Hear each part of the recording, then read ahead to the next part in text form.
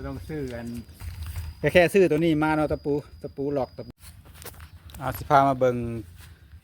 การประดิษฐ์เครื่องมือใส่เนาะในการตัดกิ่งไม้สูงเนาะบ่ต้องซื้อกันยากเนาะแค่เฮามีเอาซื้อตัวนี้มาเนาะราคาตัวนี้ก็สิประมาณ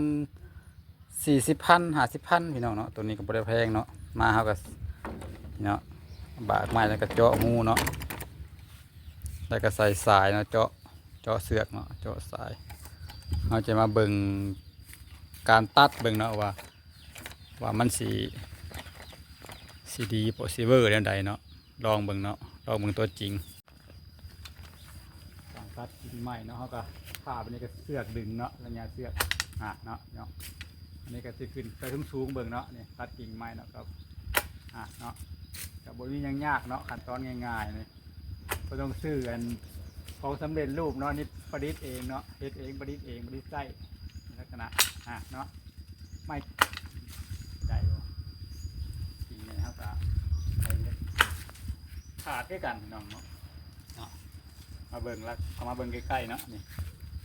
หอยของมันเนาะขาดปุ๊ดไปทันขาโอ้กับตัวนี้กับราคาคือบอกไปเลยเนาะกับบริแพงเนาะเอาก็เอาไม้จังไฟเห็ดเนาะเสือกดึงไปนี่เยี่ยมเลย